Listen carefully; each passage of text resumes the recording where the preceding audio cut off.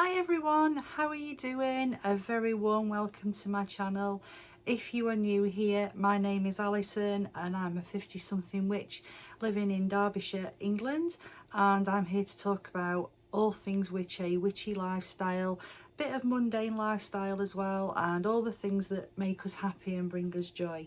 And if you are new, welcome. It's really lovely to have you along, and if you're a returning viewer, thank you so much for being here. It's great to see you again. This week I'm taking you to a very special place. It's the General Cemetery in Sheffield, which is the city that I was born in, and it's a Victorian cemetery that's got an amazing history, and I can't wait to share this with you. It's a very special place, and I go every year before Samhain as a way of showing my respect to the people who lived in the city and have shaped it. And I'd love to know if you do anything similar at this time of year, or any other time of year in fact. I'd love to know if this is something that you enjoy doing, so please do tell me in the comments. And yeah, I would love to know what you think about this beautiful place. So I'll see you back here at the end of the video and we'll have a little chat about what we've looked at. I hope you enjoy. Welcome to Sheffield General Cemetery. A little bit of geography for you. We are in the Sharrow district of Sheffield, just off Ecclesall Road, and the noise you can hear in the background is the River Porter, which you can see runs right along the edge of the cemetery and under this magnificent gatehouse. Now there's currently some work going on to build some new accessible parking spaces, hence all the yellow barriers, but this gate is really important. This is the main entrance to the cemetery and it's rich in symbolism. It symbolises crossing the River Styx to enter the underworld. If you're familiar with the classics, you'll know that the idea was that you would pay the ferryman to take you across the river to the underworld, and this would have been really important to people in the Victorian era who were heavily into the classics, and this would have really meant a lot to them. So let's head on under the gatehouse and see what's inside. We're passing through the gatehouse, which is really impressive, and to the left of me is the old sexton's lodge where the actual gravedigger would have lived and kept an eye on the cemetery. And as I understand it, this is now an Airbnb and you can come and stay here. How absolutely fabulous would that be? And there's the cemetery office of the Sheffield General Cemetery Trust, who have been really helpful while I've been doing my research for this video, answering emails and questions. And if you've got any questions about the cemetery, do get in touch with them. They're so obliging and so happy to help. So yeah, I'm going to pick up a little visitor guide while I'm here, and I'm going to put this in my book of shadows, I think, because I've actually done some work in the run-up to making this video about the cemetery, and this will be perfect to go with it. So let's head on inside now. A couple of things to tell you about the cemetery. It opened in 1876 and the last burial here was in 1978, and during that time there were upwards of 87,000 burials here. So this is a huge space. Now after the last burial in 1978, the cemetery became very dilapidated and fell into ruin. But in recent years, the Sheffield General Cemetery Trust was awarded a £4 million lottery grant, which they have spent on, you know, repairing monuments, repairing the pathways, and making it a lot safer and a lot more accessible. And I haven't been since last year, when the project was 3 years after it started, and so I'm hoping that now it's almost finished and I'm going to be able to see a lot of what's been done, and I'm really excited to bring you here today. Now, the great and the good of Sheffield are buried in this cemetery, because this was a private cemetery. It wasn't owned by the local authority, and it was expensive to be buried here, so not everybody had the wherewithal to be able to afford to have a plot here.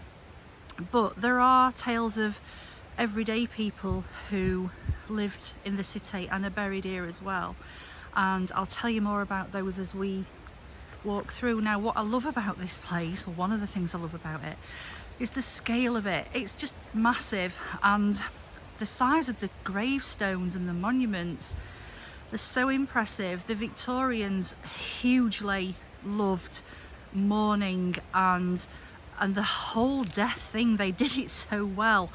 They wore mourning clothing, they had beautiful mourning jewellery, and they were heavily into grieving.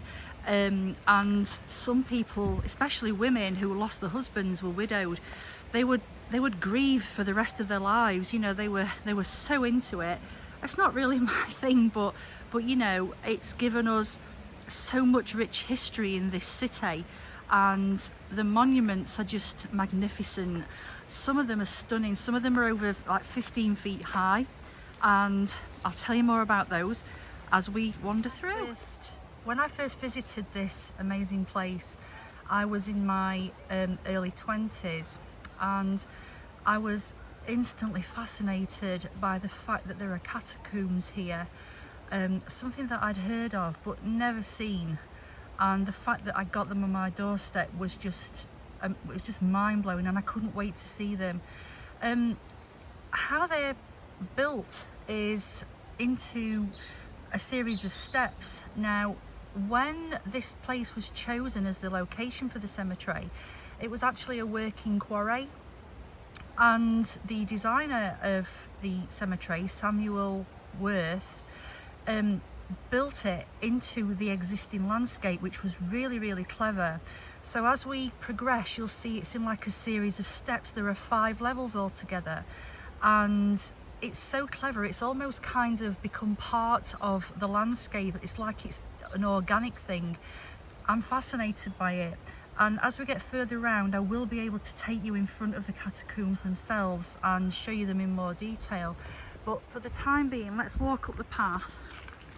And these paths have been greatly improved as a result of the work that's been done. The last time we came, they were not good. They were really treacherous, really slippy, but they're looking so much better, and I think that that's definitely been money well spent. So along the side of this path, I love how they've managed to incorporate some of the fallen gravestones into the landscape, and so people can still see them. And I love this, and you get a real idea of how big these structures are. This one on the right, this cross, I mean, I'm 5'6" and a bit, and this is much taller than me. So, you know, they're just massive monuments, but some of them further round are over 15 feet tall, and they've really gone to town on them. They've done such an amazing job with the tools they had in those days. But yeah, I love this. I love how they become part of the landscape, and I love how nature takes them over. I think that's really lovely, and it's a really rich symbolism for me.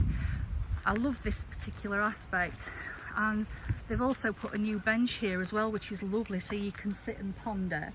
And I also noticed that this path now has lights all the way along it, which is brilliant, because the cemetery is open 24 hours a day, and you can walk through it whenever you want to.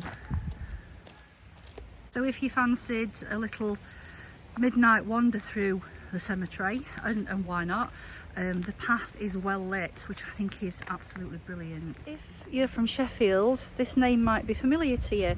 This is the grave of John Cole, and he was one of the 3 brothers who opened up and founded the Cole Brothers department store, which later on became part of the John Lewis partnership. It's sadly closed now, but I have got such fond memories of Saturdays spent with my mum shopping in Cole Brothers.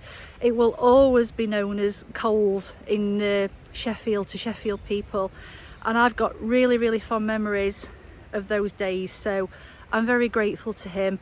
and he's got a very fitting monument. It's about 15-20 feet high. I'll spin round in a second and show it to you. So Mr. Cole's monument is towering, very, very impressive, and he's here with his wife and son, and we owe him a lot. Sadly, Cole Brothers is closed now, which was a sad day in Sheffield, but I'm so glad I've still got the memories of it from when I was a little girl. One of the things I really love about coming here is that you can see modern Sheffield and old Sheffield sitting side by side. Now this place dates from the Victorian era, but we've got in the distance the massive Hallamshire Hospital, and you can also see the University Arts Tower, the tall building on the right of the picture, and that's actually the university where I work. And I love that you can see these two eras sitting side by side, the ancient and the modern. And the other thing to mention about Sheffield is that it's the greenest city in England. There are more trees per person in Sheffield than any other city in England, and I think that's an amazing statistic, and we're so very lucky to have so many green spaces, and I don't ever think that that's something that we should take for granted. One of the reasons this place was conceived and built is because in the Victorian era disease was rampant, especially with the industrialisation of Sheffield. There were a lot of industrial illnesses and accidents, and burial space was at a premium. So this place was brought to life out of need, and it was private, and it wouldn't have been cheap to have bought a burial plot here. But even in here you can see how tightly the graves are packed, so there isn't much room between them. And a lot of these graves are actually vaults as well, so there are multiple burials within these graves. As you can see here, this is a family vault. So yeah, it would have been a great need in those times to have space to deal with more burials. Cremation wasn't really a thing in those days, so that explains why the graveyards that did exist were absolutely rammed. Here's another example of the tightness of the graves, and you can really start to see how the graves and the cemetery were built into the hillside, the quarried hillside here. Now, one of the things that I really love about these graves is how rich they are in symbolism. Nearly every one has got something really ornate on it, and one of my actual passions, something I'm really interested in, is cemetery symbolism. So I love to come here and try to spot new examples of the art and to see what I can find, and I'm hoping that we might come across something new today that I've not seen before, because believe it or not, a lot of this scrub has been cleared, and so it is actually easier now to see more of the graves than we used to be able to. There are more vaults heading up towards the chapel, and I'm assuming that these have more than one person in. So yeah, this is a family vault, the family vault of S. Cocker, and this is a huge one. This is very, very impressive. There are lots of monuments with urns on them, and most of the ones with urns are draped with cloth.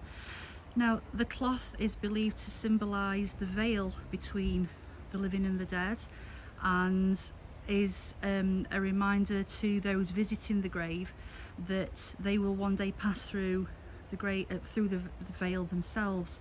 I think that's really interesting, and there's a lot of symbolism on graves that serve as a reminder to visitors to the grave of, the mortality, and I don't have a problem with that. I love to come to these places because I find them very comforting, and I know that might sound really, really weird to a lot of people, but I find them very grounding. I find them a great reminder of the cycle of life, and a reminder that all things pass, and no matter how how bad life is, everything comes around and things do get better. I'm sorry for rambling, but it's just, yeah, it's a strange time of year, and if you're a witch like I am, and I know a lot of you are, I'm sure that you can relate to what I'm talking about. So yeah, I don't find this at all morbid. I find it really important and something that I do not only at Samhain but at other times of year, but I think at this time of year it's especially important, and I'll talk a little bit more about that as we progress. I love how the Victorians put so much detail on the gravestones, and I love that. I think it's really charming. Apparently Joseph Mappin made every period of his life, the Bible was his guide of his actions, and the dearest object of his ambition was to promote virtue and religion in the sphere in which he moved. It's so wordy and, you know, elaborate, and I love it. I think that it's just beautiful. Samuel Worth designed the cemetery, and this chapel is named after him. Now, this is a nonconformist chapel, and for anybody who doesn't know what that means, the nonconformists broke away from the Church of England as they felt that the rules and doctrine of the Church of England were not their cup of tea, basically, and they wanted to be free to practice in their religion in their own way. So yeah, this is nonconformist chapel, and this would have been used for funeral services and memorials. Now, this is a huge building, and it stands on the top layer of the cemetery, and apparently it's as deep underground as it is tall, and there are vaults beneath the chapel, which I find fascinating, and the entrances to those vaults are here, built into this layer of rock. And as I understand it, only one of these was ever used, which I think is really, really sad, because I just think they're fabulous. But yeah, it would have been great if more people had taken them up. Now, the fact that take up of a lot of the cemetery was perceived to be a little bit on the slack side, and that's something that I'm going to talk to you about as we move around, because it led to another phase of the cemetery being built. So the chapel's amazing, and what I love about this is that thanks to the lottery grant and the work of the Sheffield General Cemetery Trust, this beautiful building is now a really well-loved public space, and there are events here, there's live music here, there are cinema nights, there are cookery nights, and you can even get married here. And I just think this is brilliant. It's keeping this space alive and part of the history of the city. And the building itself draws heavily on Greek and Egyptian influence. You can see that in the pillars and in the shape of the door. In fact, you'll see that repeated a lot around the cemetery. It's fascinating and an amazing building, and we're so lucky to have it. I mentioned earlier that the cemetery catered for wealthier people in the city, but it's also true that people who are less fortunate and less well off are also buried here, but they're buried in communal graves, and I'm told that this area is one such part of the cemetery where this happened. I don't know how true that is, so please don't take that as fact, but I know that there are several areas throughout the cemetery, having spoken to a lovely lady from the General Cemetery Trust who told me that these places are still here. There are also areas where victims of the cholera epidemic in Sheffield, and also the Sheffield Great Flood, and I can't remember the date offhand, but I will find that out and insert it here, are buried here as well, and a lot of those were buried in communal graves. These are three of my favourite gravestones in the cemetery. I think they're absolutely beautiful. I don't know what it is about them, but I like the fact that they're so close together, and I like the fact that the ivy is just completely taking over. They're just gorgeous. I always make a beeline for these, and I just think they're so special. And the last time I was here I took some photos, and I'm going to take some today and see, you know, compare the shrubbery around them and see, you know, if any's been taken away or has grown since I was last here. I just think these are so special. If you've ever eaten a jelly baby or a licorice also, you've got this gentleman to thank for that. This is George Bassett, and he opened a sweet factory here in Sheffield in 1842, and his sweets are still made in the city and enjoyed all over the world today. And he's buried here in the non-conformist area of the cemetery.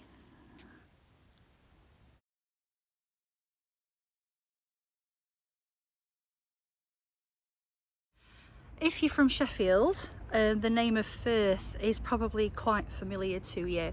This is the grave of Mark Firth, and he was one of the founders of the steel industry in the city of Sheffield. And he's important because not only was he heavily involved in the industrialisation of the city and turning its fortunes, but he also went on to found the technical school, which later went on to become the University of Sheffield, which is where I work, and I've worked for the past 27 years. So I've got him to be thankful for. Yeah, so he's also known for the area of the city that was named after him, that's Firth Park. And yeah, he's a very important figure, and his grave is beautiful. I love that it's got these gorgeous red railings around it, and when the holly is in full growth, it looks absolutely stunning. In the winter, it looks beautiful. This is a really important grave, and he's one of the people who really shaped the city and its history. This is another stunning monument and one of my favourites in the cemetery. You can't really get an idea of the scale of it from where I'm standing, but it's huge and so elaborate. Now, this is the grave of James Nicholson's family, and I'm not sure what he was involved in. But I know that he was a prominent figure in Sheffield. I think he was involved in, he was a merchant, I think, or some kind of manufacturer. I'm not sure. I will try and find out. But this grave is beautiful and so elaborate, and the stonework is absolutely glorious. I love it. I'm loving the colours of the trees and the afternoon light that's coming through them. It's just so pretty, and I just love how nature just claims everything sooner or later, and I think that's really, really grounding, and another reason why I like to come here. Now, a lot of people don't see the beauty in this kind of, well, I'm not even going to use the word dereliction, because to me it's not derelict.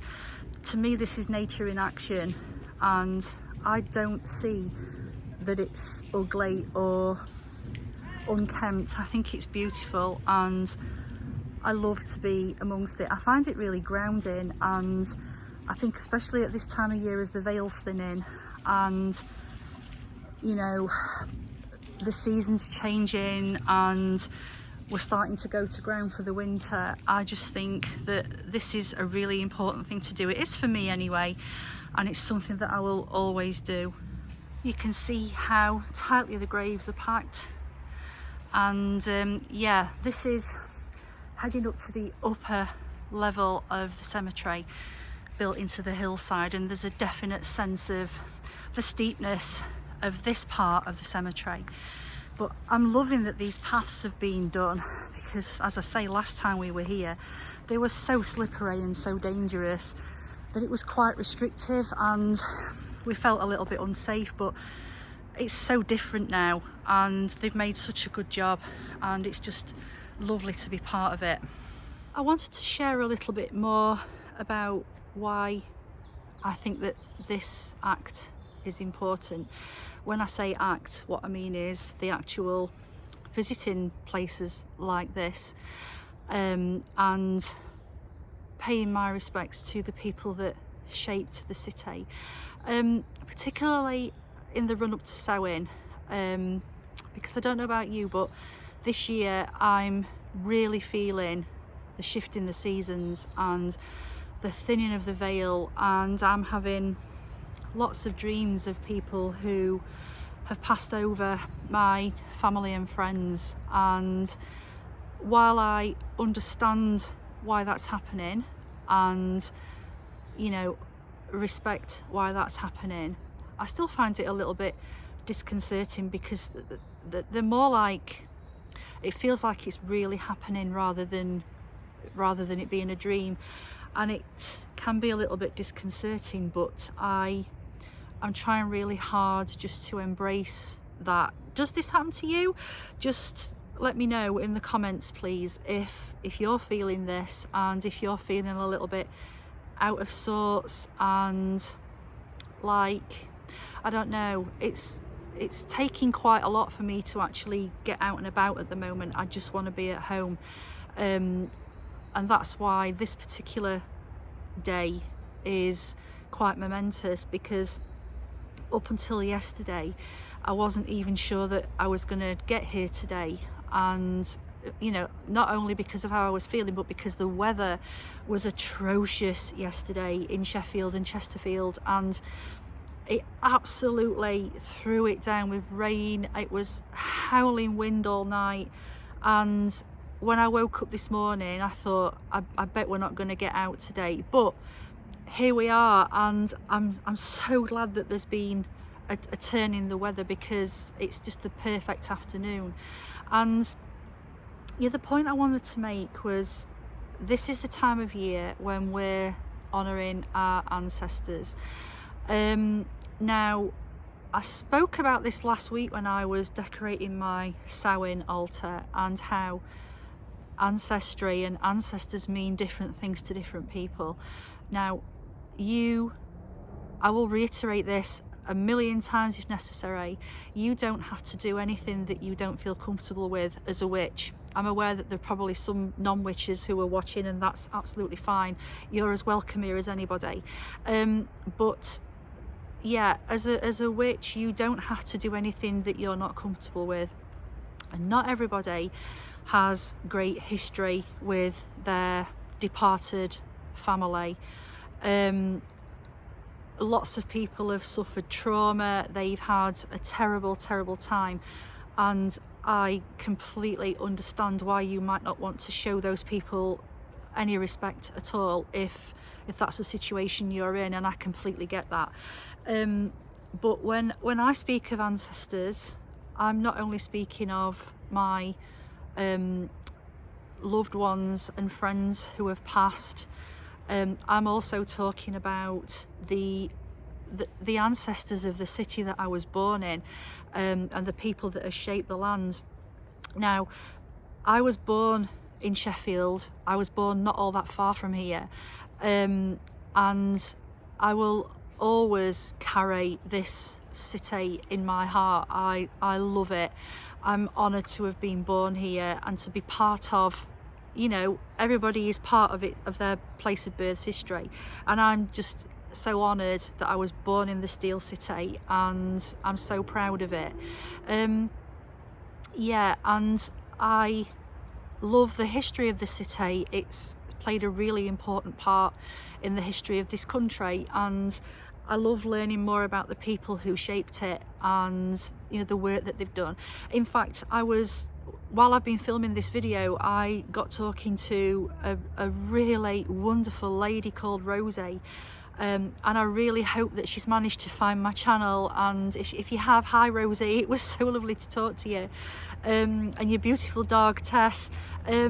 Yeah, and she was telling me that she was an oncology nurse for over 30 years, and to me, she's one of the people that shaped this city. And you know, you leave a legacy no matter what you do, no matter how insignificant you think you are. You leave footprints in time, and I think that that's really important to acknowledge. And all the people that are here, the 87,000 people that are here, have shaped this city in some way, and I just wanted to get that over. It's, you know, if you don't feel that you can honour your own ancestors, absolutely fine, but you know, by the same token, there are people who have shaped the area that you live, and I think it's a lovely idea if you can bring yourself to celebrate them in some way. I think it's really grounding, I think it's quite moving, and it also gives, to me anyway, it gives a sense of continuity and of life and being part of a greater picture.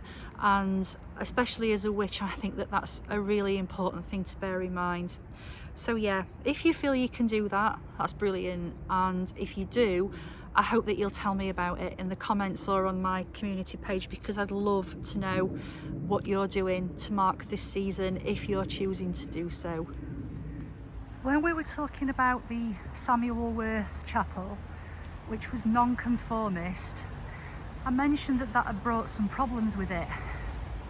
Now, the issue was that initial uptake of grave plots was quite slow, and the owners of the General Cemetery Company had the idea that this was because the ground that the chapel was built on and the cemetery itself was unconsecrated. So they had the idea that they should develop a new chapel for those people who still practiced the original Church of England faith. And so this was conceived and built. This is the Anglican Chapel, and this was built in 1850 and was designed by William Faulkner, I believe. Hold on one moment, I'll check that information. Sorry, it was William Flockton, my mistake. And it was designed in 1848, sorry, and opened in 1850. And it was used solely for memorial services and funeral services. It wasn't used for anything else. Now, it's fallen into disrepair since the closure of the cemetery for burials, which is a massive shame. But I walked around here with Mark earlier today, and he did point out that the roof has actually had quite a lot of work done on it. So I think it's probably been made watertight, and there's actually a couple of roof windows have been put in as well, which is really interesting to see. So I've got my fingers crossed that they are actually going to do something with this, because it's an amazing building, and I just love it. I love the kind of Gothic styling of it.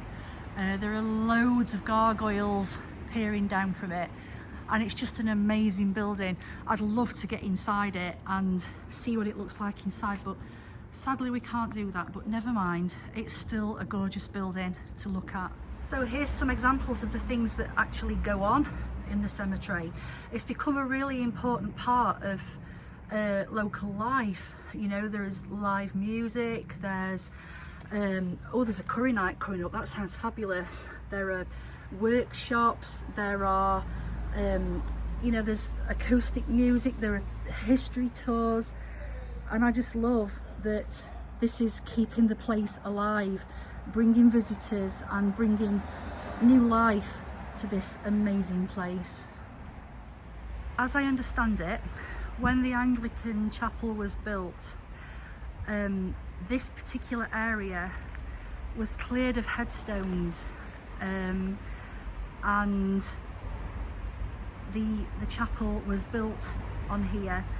Now, as I understand it, the bodies of the people who passed are still here in this area, but the headstones have gone. If anybody knows if that's not the case, please let me know. I don't know if that's an urban myth, but as far as I know, the people are still here and they were not disturbed. I'm not sure about this grave at all. Now, I've been told that this is a druid's grave. I don't know how true that is. If anybody knows, please do tell me. But I love the the carvings on it. I love the ivy on the right hand side, I just think it's beautiful. And the carving on the scroll is gorgeous. Can you see that it's kind of, it looks like it's held up by a strap, like a leather strap. The carving is gorgeous. And as we move round, it looks like the grave's made from a pile of rocks. You know, they look like individual rocks, but they're not, they're actually carved. And I just think they are beautiful. And I'd love to know more about this particular grave. If any local residents are watching and you know anything about it, please do tell me, because I just think it's stunning.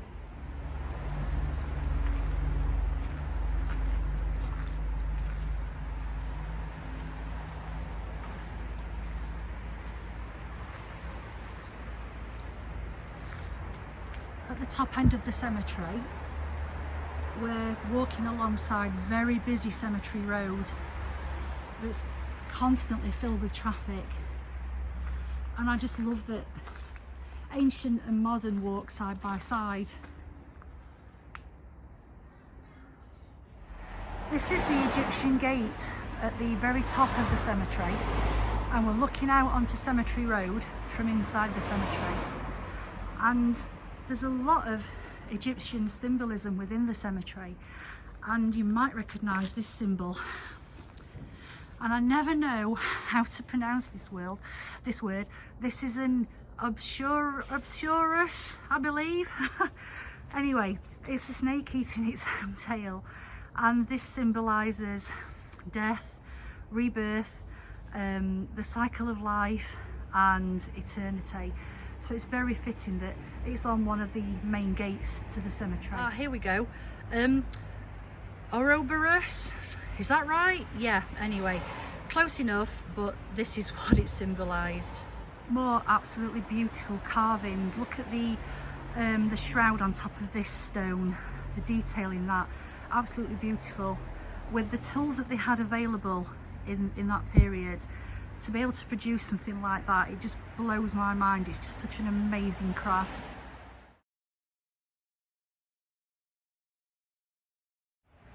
This building was the original offices of the General Cemetery Company, and it's now someone's home. I mean, how fabulous, what an amazing place. I love the style of it. It's just absolutely bonkers. I love it. Imagine being able to say that you live in a place like this. I just think it's gorgeous, and I would live here in a heartbeat. I just think it's beautiful. Here's a closer view of the catacombs, and I think that they're so impressive. What an amazing structure this is. And yeah, they were not, you know, very well used apparently. I think that it was probably because the Victorians were not really into this. They liked their big monuments and showy graves, and the catacombs didn't really lend themselves to that. I could be wrong, but that's the feeling I get. But I did speak to a lovely lady at the General Cemetery Trust who did tell me that one of these particular catacombs is used, or was used, for young babies and stillborn babies, and children who passed soon after being born. And I like the idea that they are all together. I know that's unbearably sad, but I like the idea that they get to spend eternity in the same place with each other. One of the things I've noticed while I've been here, this is Sunday afternoon, I've noticed how many people are out walking in the cemetery, and I love that it's been so well used, and more people are getting to look at it and to spend time in it and make it part of their everyday life, and I really like that. I think that it's a really nice grounding feeling. As a mark of respect for the people in this cemetery, I've just left a little offering of a rose and some rosemary from our garden, Nothing showy, just a little token and something that will degrade down into the earth, and it's just to show my respect for these people at this really special time of year in this very special place. Here's another view of the catacombs. There are so many, I'd forgotten that there were so many actually. But yeah, you can really see how they're built into the landscape and form such an important part of it. I think the structure's so impressive, and I love that you can hear the River Porter in the background, and that will always be the case. I just think it's lovely. Here's the view of the main gate as we are about to exit it.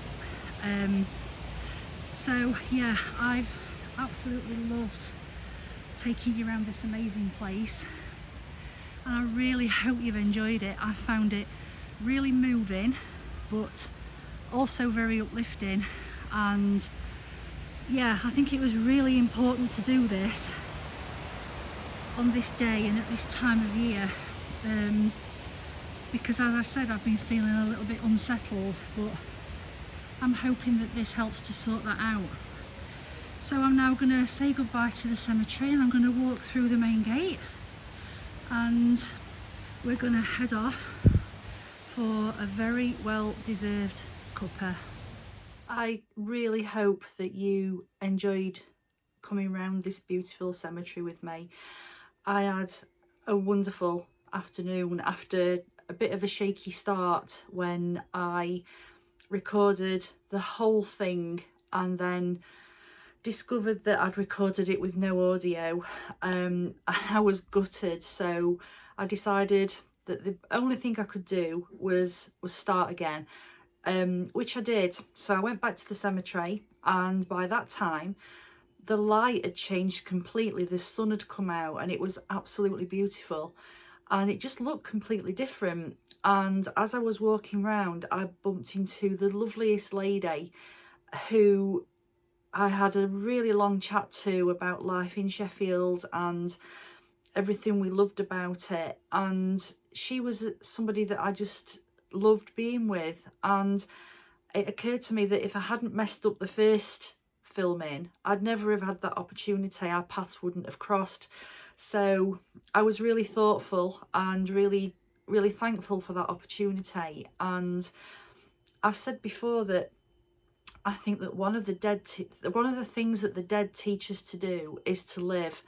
And it's great to look at the history of the places that we live in and the people that shaped it, but we're all leaving our own stamp on life, and it's important that we, I think, acknowledge that we're all important individuals and we've all got an important role to play. And I think that in this season, this deeply meaningful and important season, it's really important to acknowledge who we are and the people we are and the part we play in our own lives and in other people's lives as well. And I hope that that gives you something to think about going forward into the season.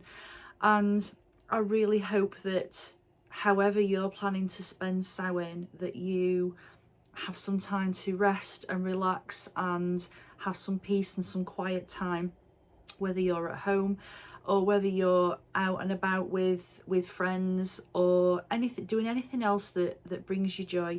I hope that you have some peaceful time as well, some time to contemplate. I think that that's something really important and something that I'm planning on doing. And with that in mind, I'm taking a little YouTube break now until after Samhain, so that I can have some quiet time, finish off the work I need to do before I take a holiday from work, and focus on what's for me is a very important season. So I will see you very soon, and in the meantime I will keep in touch on the community tab on my page. But yeah, I hope you have a really happy and blessed Samhain, and that you'll tell me all about what you're getting up to. I'd love to hear what you're getting up to, please. So do tell me on the community page and in the comments below. And if you'd like to tell me about any cemeteries that you visited that you really, really love. I'd love to know about those too, because this is something that I really enjoy. Far from being morbid, I think it's very life affirming, and I think that more people should do it.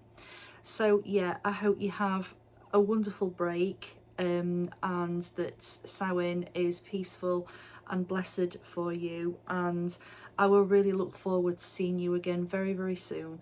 And in the meantime, look after yourselves, look after each other, keep your light shining, get some peace and quiet, and blessed be. Happy Samhain.